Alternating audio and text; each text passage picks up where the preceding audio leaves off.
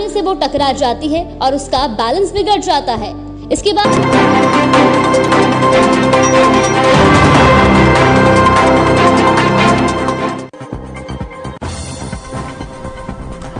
खिचड़ी के दूसरे दिन प्रदेश के मुख्यमंत्री योगी आदित्यनाथ ने किया भगवान शिव का रुद्राभिषेक।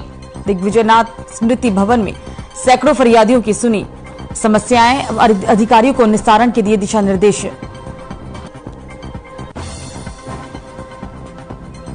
तालकटोरा सर्किल का बुरा हाल, समय से कार्यालय नहीं पहुंचते अधिकारी। 10:30 बजे तक कोई भी अधिकारी नहीं पहुंचा कार्यालय।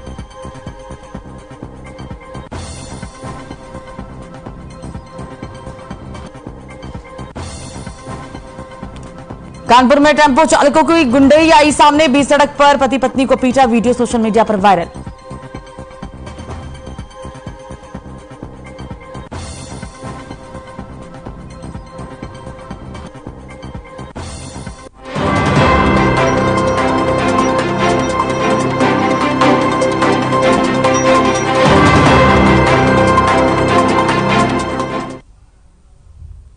नमस्कार, यूपी की खबरों में आपका स्वागत है। मैं हूं आपके साथ सुरभि राजपूत। बुलेटिन की शुरुआत करते हैं। खिचड़ी के दूसरे दिन प्रदेश के मुख्यमंत्री योगी आदित्यनाथ ने आज भगवान शिव का रुद्राभिषेक किया और सबके मंगल की कामना भी की। आपको बता दें कि उसके बाद दिग्विजयनाथ स्मृति भवन में प्रदेश भर से आए हुए सैकड़ों फरियादियों की फरियाद भी सुनी। साथ ही संबंधित अधिकारियों को मामले का निस्तारण करने के जरूरी दिशा निर्देश भी दिए हैं। तो मुख्यमंत्री सीएम योगी आदित्यनाथ ने आज भगवान शिव का रुद्राभिषेक किया और वहां पर तमाम आए फरियादियों की फरियाद भी सुनी है और साथ ही समस्याओं को निपटाने के लिए और समस्याओं का निस्तारण के लिए सीएम योगी ने संबंधित अधिकारियों को दिशा निर्देश भी दिए हैं। तो खिचड़ी के दूसरे दिन प्रदेश के मुख्यमंत्री योगी आदित्यनाथ ने भगवान शिव का रुद्राभिषेक किया है। हम आपको ये तस्वीरें दिखा रहे हैं रुद्राभिषेक के दौरान के बात की, जहां वो फरियादियों से मिल रहे थे और उनकी समस्या सुन रहे थे और साथ ही फरियादियों की समस्याओं के निस्तारण के लिए संबंधित अधिकारियों को दिशा निर्देश देते हुए सीएम योगी तस्वीरों में दिख रहे हैं। बड़ी खबर आपको बता दें कि तालकटोरा सर्किल का बुरा हाल। बड़ी जानकारी, समय से कार्यालय नहीं पहुंचते हैं अधिकारी। 10:30 पर भी कोई भी अधिकारी कार्यालय पर नहीं पहुंचा। ये बड़ी खबर इस वक्त की सामने आई है, जहां तालकटोरा सर्किल का बुरा हाल दिखा है, क्योंकि जो खबरें सामने आई है उसके मुताबिक अधिकारी समय से कार्यालय में नहीं पहुंचते हैं। 10:30 बजे भी कोई भी अधिकारी कार्यालय में उपस्थित नहीं दिखा। और इस बीच आपको बता दें कि कई तरह के सवाल भी उठने लग गए हैं। तालकटोरा सर्किल का क्या वहां के हालात हैं, इसके बारे में हम आपको बता रहे हैं। जो खबरें सामने आ रही है उसके मुताबिक अधिकारी समय से अपने कार्यालय में नहीं पहुंचते हैं और ये लापरवाही, बड़ी लापरवाही से कहा जा सकता है। जो खबरें आई उसके मुताबिक 10:30 बजे 10:30 पर भी ऑफिस कार्यालय जो थे वो अधिकारी नहीं पहुंचे थे। तालकटोरा सर्किल से जुड़ी ये बड़ी खबर। 10:30 बजे तक भी कार्यालय नहीं पहुंचे हैं अधिकारी। कोई भी अधिकारी कार्यालय नहीं पहुंचा। बड़ी जानकारी आपको बता दें कि कोई भी अधिकारी अपने समय पर कार्यालय नहीं पहुंच रहा है और अब ये बात सामने आ गई है। क्या यहां पर हालात हैं वो आप तस्वीरों को देखकर अंदाजा लगा सकते हैं। 10:30 बजे तक भी कोई भी अधिकारी अपने कार्यालय में उपस्थित नहीं रहा।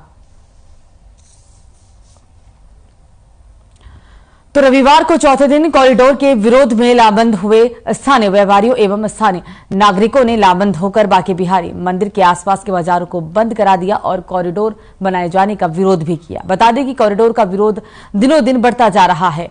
लामबंद हुए स्थानीय नागरिक कॉरिडोर का जमकर विरोध करने में लगे हुए हैं और इसी कड़ी में आज चौथा दिन है। चौथे दिन भी लामबंद हुए लोगों ने अपने गुस्से का इजहार करते हुए बांके बिहारी मंदिर के आसपास के बाजारों को बंद करा दिया। स्थानीय लोगों का कहना है कि कॉरिडोर के नाम पर वृंदावन की संस्कृति एवं कुछ गलियों को नष्ट करने का प्रयास किया जा रहा है, जिससे वो किसी कीमत से पर बर्दाश्त नहीं करेंगे। उन्होंने कहा है कि अगर इस काम को रुकवाया नहीं गया तो आने वाले समय में उग्र आंदोलन करेंगे।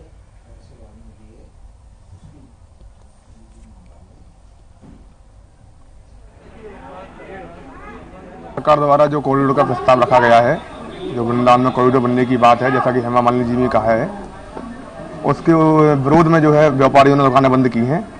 क्योंकि अभी तक मतलब कि सरकार द्वारा या किसी भी प्रशासन के अधिकारी द्वारा व्यापारियों का कोई भी मतलब मार्गदर्शन नहीं किया है। ना ही व्यापारियों से बात हुई है, ना स्थानीय लोगों से बात हुई है, ना किसी ब्रजवासियों से बात हुई है। केवल उन्होंने एक हवा फैला रखी है, जिससे व्यापारी बहुत दहशत में है। ऐसा कह रहे हैं, उनका अपना विचार है, लेकिन वो हमारा भी रिस्पॉन्सिबिलिटी है कि कॉरिडोर बने तो वृंदावन एज इट इज रहे। मैं भी चाहती हूँ कि वो प्राचीन काल का जो स्वरूप है वृंदावन का, वो वैसे के वैसे रहे। उसके हिसाब से ही जो कॉरिडोर बनेगा वैसे बनेगा। जो कॉरिडोर बनने वाला है उसमें किसी को कोई तकलीफ नहीं होगी, ये हमारा रिस्पॉन्सिबिलिटी है। वृंदावन बचाओ।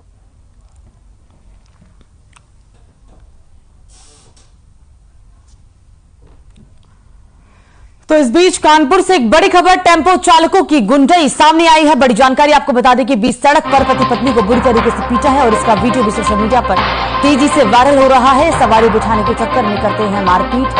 हरबंस मोहाल थाना क्षेत्र के घंटाघर की ये पूरी घटना। टेम्पो चालकों ने यहां पर एक पति पत्नी को बुरी तरीके से पीटा और पिटाई का वीडियो भी सोशल मीडिया पर तेजी से वायरल हो चुका है। ये बड़ी खबर आपको कानपुर से बता रहे हैं। आपको बता दें कि जो खबरें सामने आई है उसके मुताबिक टेम्पो चालक सवारी बिठाने के नाम पर दबंगई करते हैं और इस दौरान अगर जरूरत पड़ी तो वो मारपीट भी करते हैं। और ये ताजा मामला, इसे देखकर आप अंदाजा लगा सकते हैं, सुन के आप अंदाजा लगा सकते हैं किस तरीके से टेम्पो चालकों की दबंगई यहाँ साफ तौर पर देखी जा रही है।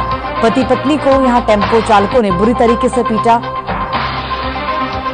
और मारपीट का वीडियो भी सोशल मीडिया पर वायरल हो चुका है। वहां मौजूद किसी व्यक्ति ने मारपीट का पूरा वीडियो बनाया और अब जो सोशल मीडिया पर तेजी से वायरल हो चुका है। ये पूरा मामला कानपुर से पति पत्नी के साथ टेम्पो चालकों ने बुरी तरीके से मारपीट की है। ये हम आपको तस्वीरें दिखा रहे हैं मारपीट के दौरान की। ये पूरी घटना सीसीटीवी कैमरे में कैद हो चुकी है।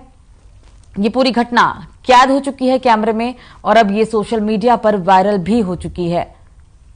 पति पत्नी के साथ मारपीट की गई। टेम्पो चालकों ने यहां पर यह मनमानी की, मारपीट की, वीडियो भी बनाया जो सोशल मीडिया पर वायरल भी हुआ है।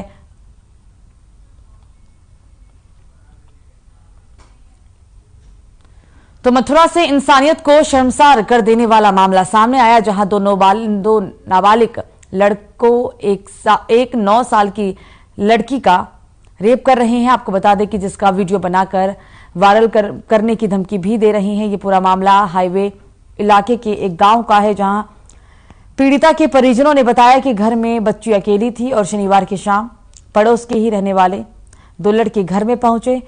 बच्ची को अकेला पाकर दोनों ही लड़कों ने पहले उसके साथ छेड़खानी की और जब बच्ची ने विरोध किया तो दोनों लड़कों ने जबरदस्ती करते हुए गैंगरेप किया और वीडियो बनाकर वायरल करने की धमकी देकर फरार हो गए। आनन फानन में पुलिस को सूचना दी गई। पुलिस ने मुकदमा दर्ज कर आरोपियों की तलाश शुरू कर दी है। तो 2 नाबालिग किशोरों के द्वारा इस घटना को अंजाम दिया गया। 9 साल की बच्ची के साथ गैंगरेप की खबर सामने आ रही है। फिलहाल पुलिस मामले की जांच पड़ताल में जुटी हुई है। 2 नाबालिग लड़कों के ऊपर यह पूरा आरोप लगा है, गैंगरेप की घटना का आरोप है। फिलहाल पुलिस हर पहलुओं पर जांच पड़ताल में जुटी हुई है।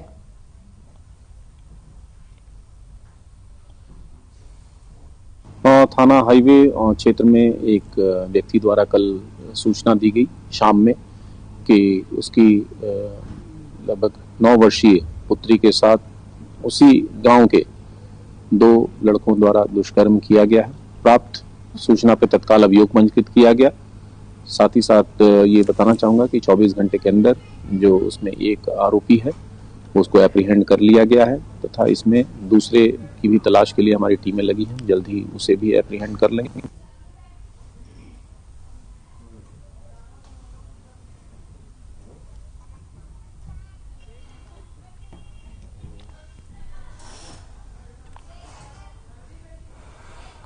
तो इस बीच कानपुर से एक बड़ी खबर, देर रात शॉपिंग मॉल में लगी थी आग, भीषण आग की जानकारी आपको बता दें कि ये कानपुर से आग लगने से लाखों का नुकसान हुआ है, ऐसा अनुमान लगाया जा रहा है। हालांकि दमकल विभाग ने कड़ी मशक्कत के बाद आग पर काबू पा लिया है। हनुमंत विहार थाना क्षेत्र के लवकुश विहार का ये पूरा मामला है। तो शॉपिंग मॉल में ये आग लगी, भीषण आग लगने की खबर। हालांकि समय रहते ही आग पर काबू पा लिया गया, लेकिन लाखों का नुकसान हुआ है, ऐसा आकलन किया गया है। देर रात की यह घटना, शॉपिंग मॉल में भीषण आग लग गई, आग लगने से लाखों का नुकसान हुआ है। फिलहाल आग पर काबू पा लिया गया। कड़ी मशक्कत के बाद दमकल विभाग के कर्मचारियों ने आग पर काबू पा लिया। शॉपिंग मॉल में आग लगने की खबर और फिलहाल आग पर काबू पा लिया गया है। ये पूरी घटना देर रात की बताई जा रही है।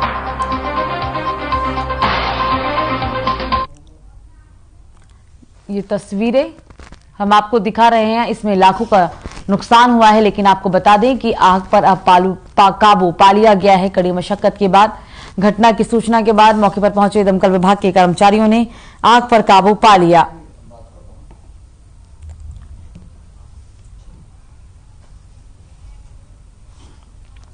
तो फतेहपुर जिले में देर शाम बांदा टांडा राजमार्ग बाइक बोलेरो की भिड़ंत में पति पत्नी सहित 3 लोगों की मौत हो गई, जबकि मृतका का चचेरी बहन गंभीर रूप से घायल हो गई है। आपको बता दें कि जाफरगंज थाना क्षेत्र के गढ़ी गांव निवासी नाजिम ललौनी थाना के दतौली गांव अपनी ससुराल आया हुआ था, जहां रास्ते में सिंधाव गांव के पास बांदा की ओर आ रही बोलेरो की सीधी भिड़ंत हो गई। टक्कर इतनी जोरदार थी कि बोलेरो सड़क पे ही पलट गई और हादसे की जानकारी मिलने के बाद पुलिस ने मौके पर पहुंचकर सभी को जिला अस्पताल में भर्ती कराया, जहां डॉक्टरों ने 3 लोगों को मृत घोषित कर दिया, जबकि एक की हालत गंभीर बनी हुई है।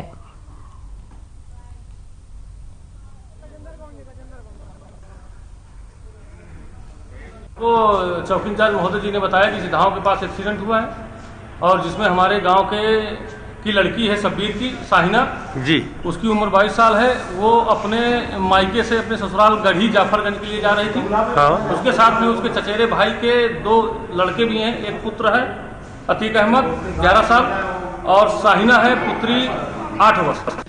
अभी 4 लोग आए हैं एक्सीडेंटल में, जिसमें से 3 लोग मृतक हैं और एक गंभीर उसकी चोटें लगी हैं, जिसका उपचार किया जा रहा है। बांदा सागर रोड पर सिधाव गांव के समीप मोटरसाइकिल और बोलेरो के मध्य एक्सीडेंट हो गया, जिसमें तत्काल थाना लरौली की फोर्स मौके पहुंचकर तत्काल सभी घायलों, लगभग 4 घायलों को अस्पताल में एडमिट कराया, जिसमें इलाज के दौरान 3 लोगों की मृत्यु हो गई, एक का इलाज चल रहा है। मौके पर बोलेरो गाड़ी को बरामद कर लिया गया है।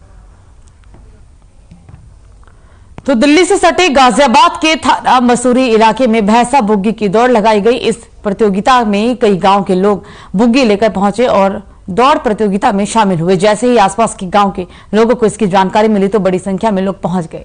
इस दौरान ट्रैफिक पुलिस की बड़ी लापरवाही भी देखने को मिली है। सड़कों पर बाइक पर 3 लोग बगैर हेलमेट की नजर आए और सभी बाइक सवार अपनी अपनी बाइक को भैंसा बुग्गी के साथ चलाते हुए दिखाई दिए हैं। सड़क पर अराजकता का माहौल बन रहा है, लेकिन पुलिस की ओर से कोई भी कार्रवाई नहीं की जा रही है।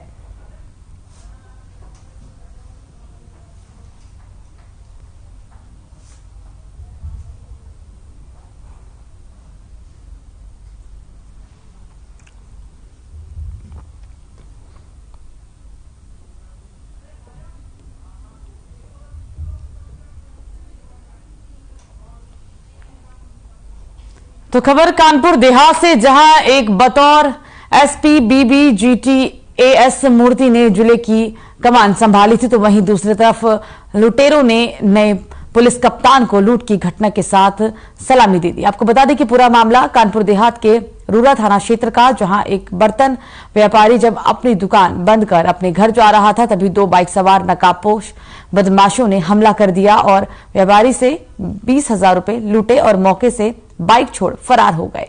फिलहाल पुलिस मामले की जांच पड़ताल में जुट गई है।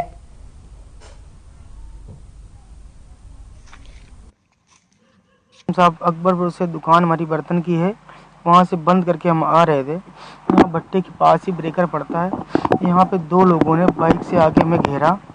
हम बुलेट से थे, हम स्लो आ रहे थे 20-30 की स्पीड में, सर्दी का टाइम है। उन्होंने रोका, हमने गाड़ी रोक दी, उन्होंने मारना स्टार्ट कर दिया। हमारे पास 20,000 रुपये पड़े थे, वो 20,000 रुपये छीन लिए और मारा हमें।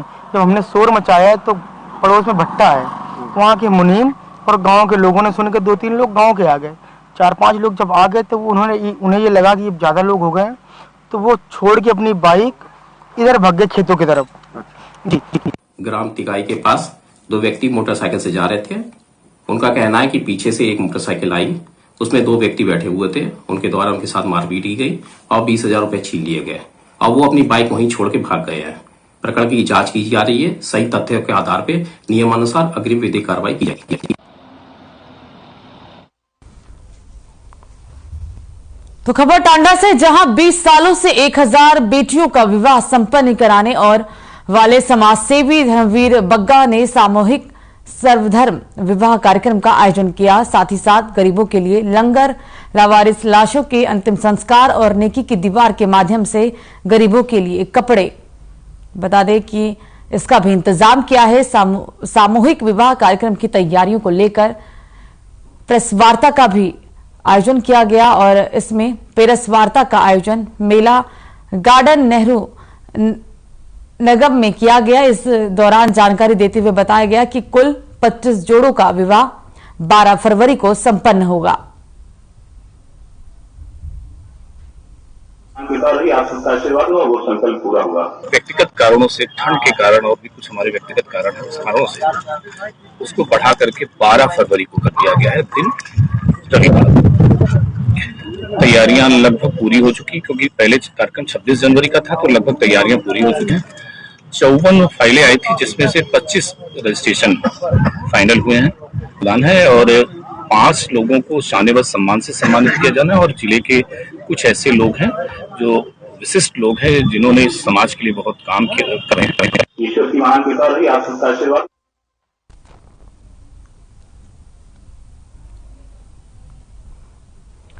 तो गाजियाबाद के खोड़ा में केंद्र सरकार की तरफ से गरीबों को इलाज के लिए आयुष्मान भारत योजना के तहत कार्ड बनवाए गए। कार्डों का वितरण विधायक सुनील शर्मा ने किया। इन कार्ड से गरीबों और उनके परिवारों के 5 सदस्यों का 5 लाख तक का निःशुल्क इलाज करवा सकेंगे। बता दें कि इस दौरान 256 आयुष्मान कार्ड वितरित किए गए हैं।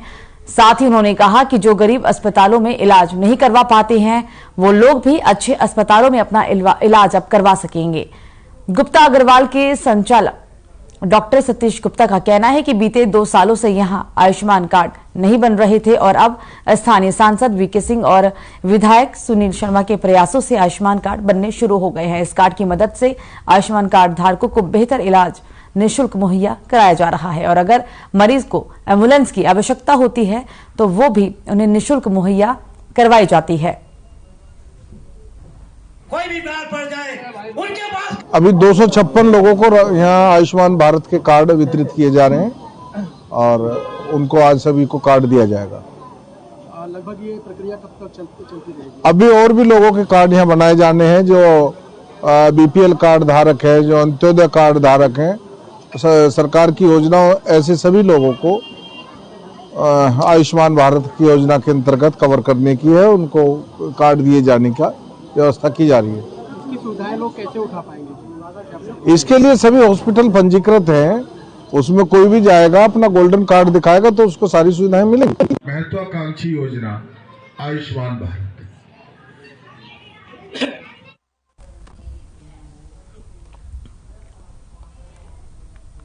तो गाजियाबाद के मोदीनगर थाना इलाके के एक खेत में 45 वर्षीय एक व्यक्ति का संदिग्ध परिस्थितियों में शव मिला। शव मिलने से इलाके में सनसनी फैल गई। सूचना मिलते ही पुलिस मौके पर पहुंची और शव को पोस्टमार्टम के लिए भेजा। हालांकि कुछ ही समय में पुलिस ने हत्याकांड का खुलासा भी करते हुए मृतक के दोस्त को गिरफ्तार कर लिया है। बता दें कि मृतक और उसके दोस्त दोनों ने शराब पी थी और शराब पीने के दौरान दोनों में विवाद हो गया। विवाद के बाद मृतक के दोस्त ने ईंट से सिर पर वार कर उसकी निर्मम हत्या कर दी।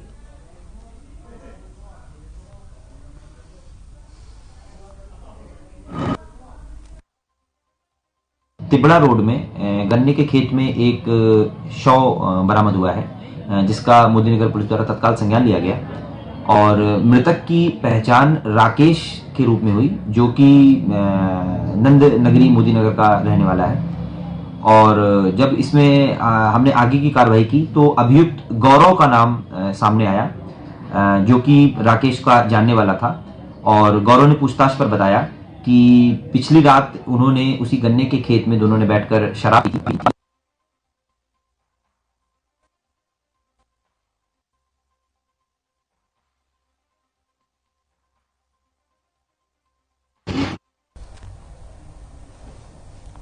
तो खबर राजधानी लखनऊ से, जहां योगी सरकार हमेशा स्वच्छ और पारदर्शी प्रशासन उपलब्ध कराने की बात करती है, तो वहीं कुछ जिम्मेदार अधिकारी सरकार की नीतियों को पलीता लगाते नजर आते हैं। ताजा मामला अपट्रान डिवीजन के अपट्रान उपखंड से सामने आया, जहां एक उपभोक्ता से एक कोचिंग कॉलेज के कमर्शियल कनेक्शन के लिए बड़ी धनराशि की मांग की गई।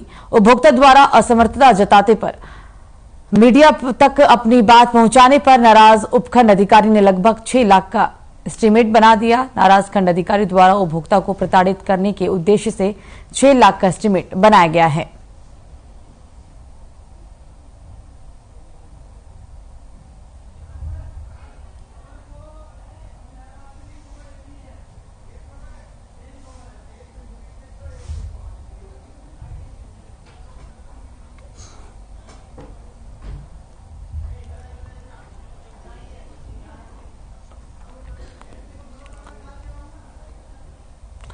बुलंदशहर से एक बड़ी खबर बता दें, तापमान गिरते ही आसमान से गिरी है बर्फ, खेतों में सफेद चादर की तरह दिखी है बर्फ।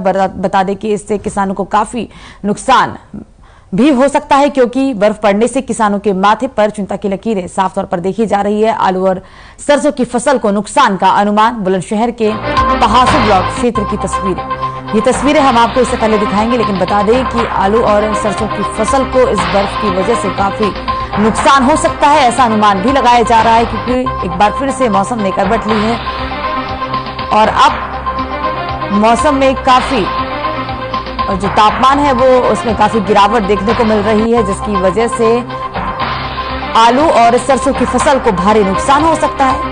और इसी बात को लेकर किसानों के चेहरे पर चिंता की लकीरें देखी जा रही है।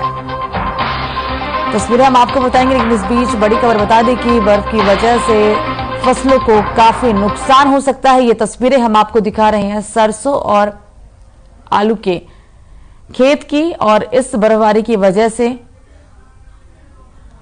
किसानों को काफी नुकसान हो सकता है, ऐसा अनुमान भी लगाया जा रहा है। और इसी वजह से किसानों के चेहरे पर चिंता की लकीरें भी देखने को मिल रही है। तस्वीर आपके टीवी स्क्रीन पर। तापमान में भारी गिरावट होने की वजह से कई जगह बर्फबारी हुई और सुबह ओस की वजह से फसलों को काफी नुकसान होने का अनुमान लगाया जा रहा है। जी फसलों को बहुत भारी नुकसान कर रहा है, और जी इससे फसलों को आलू के लिए और सरसों के लिए बहुत भारी नुकसान है। इनको एकदम भूज के रख देगा ये। अच्छा, आप अपने खेतों पे आए हैं? घूमने आए हैं जी खेतों में। तो क्या देखा आपने? देखा कि बहुत भारी बर्फ पड़ रही है। इससे देखा खेतों में घूम के बहुत भारी नुकसान है। बिल्कुल आलू तनों से लोग गूल जननी स्टार्ट हो रही है।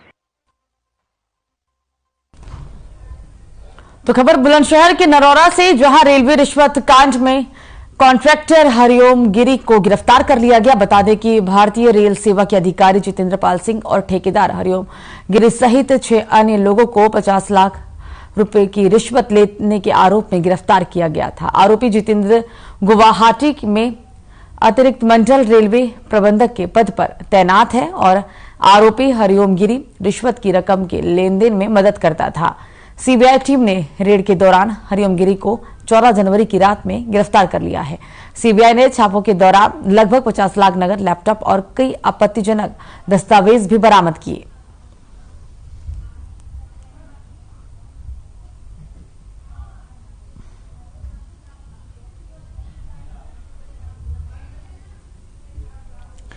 तो सीबीआई ने कई जगह ये छापेमार कार्रवाई की थी और अब सीबीआई ने 50 लाख की रिश्वत लेने के आरोप में इन तमाम 6 लोगों को गिरफ्तार किया है। ये बड़ी कार्रवाई सीबीआई के द्वारा की गई।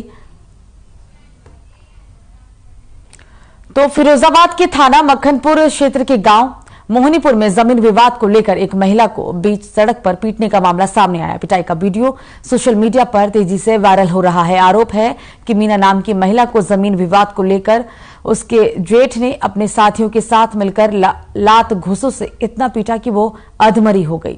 महिला की पिटाई का वीडियो शनिवार की दोपहर करीब 3 बजे वायरल किया गया। पीड़ित महिला ने मामले में थाना मक्खनपुर में आरोपियों के खिलाफ रिपोर्ट भी दर्ज करवा दी है। पुलिस ने घायल महिला का मेडिकल करवाकर मामले की जांच शुरू कर दी है।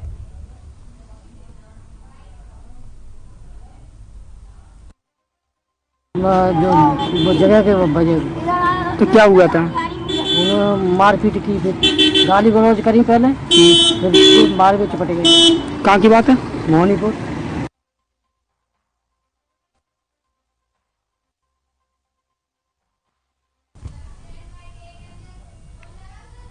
तो फिलहाल खबरों में मुझे दीजिए इजाजत। नमस्कार।